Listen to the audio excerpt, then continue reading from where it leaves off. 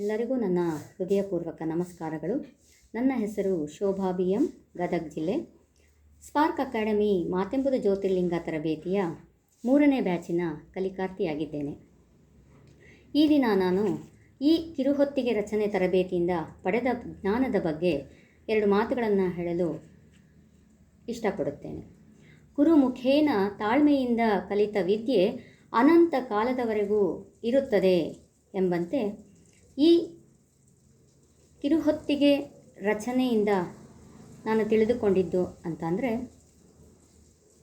ಒಬ್ಬ ಬರಹಗಾರ ಸೃಜನಾತ್ಮಕ ವ್ಯಕ್ತಿತ್ವ, ಸರಳತೆ, ಪುಸ್ತಕ ಪ್ರೇಮ, ತಮ್ಮೊಡನೆ ಇತರರನ್ನು ಬೆಳೆಸುವ ತುಡಿತ, ಈ ಅಂಶಗಳನ್ನು ಒಬ್ಬ ಬರಹಗಾರ ಹೊಂದಿದರೆ ಅವನ ಸಾಧನೆ ಓದುಗರನ್ನು ಆಕರ್ಷಿಸುತ್ತೆ ಎಂಬುದನ್ನು ನಾನು ತಿಳಿದುಕೊಂಡೆ.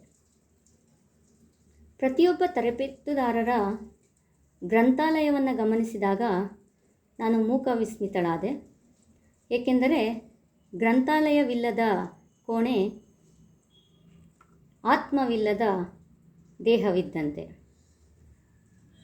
ಹಾಗೆ ನಾವು ಪಡೆದ ಜ್ಞಾನದಿಂದ ನಾವು ಎತ್ತರಕ್ಕೆ ಬೆಳೆಯುವುದಿಲ್ಲ. ನಾವು ಪಡೆದುಕೊಂಡಂತಹ ಜ್ಞಾನ ಇತರರಿಗೆ ಹಂಚಿದಾಗ, ಇತರರನ್ನು ಬೆಳೆಸಿದಾಗ ಅದು ಇನ್ನೂ ಹೆಚ್ಚು ಎತ್ತರಕ್ಕೆ ಬೆಳೆಯುತ್ತದೆ ಎನ್ನುವುದನ್ನು ತಿಳಿದುಕೊಂಡೆ.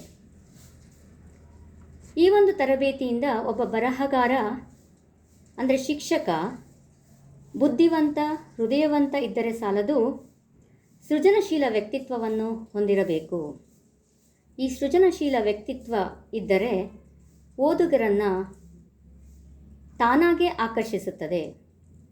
ಅಂದರೆ ಸಾಧನೆ ಮಾತಾಗಬೇಕು, ನಮ್ಮ ಮಾತು ಸಾಧನೆಯಾಗಬಾರದು ಅನ್ನೋದನ್ನು ಸೂಚಿಸುತ್ತದೆ.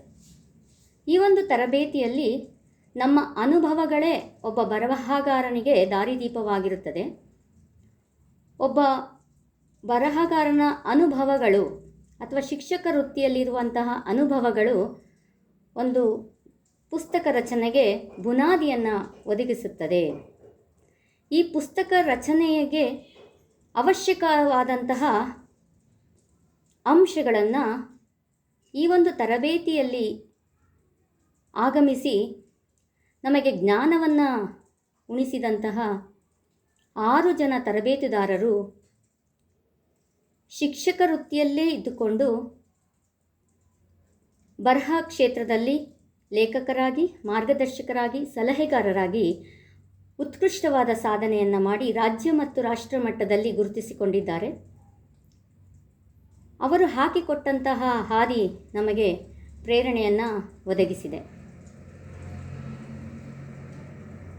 ಈ ಒಂದು ಪ್ರೇರಣೆಯಿಂದ ನಮಗೆ ಉತ್ತಮ ಬರಹಗಾರರಾಗಲು ನನ್ನಲ್ಲಿ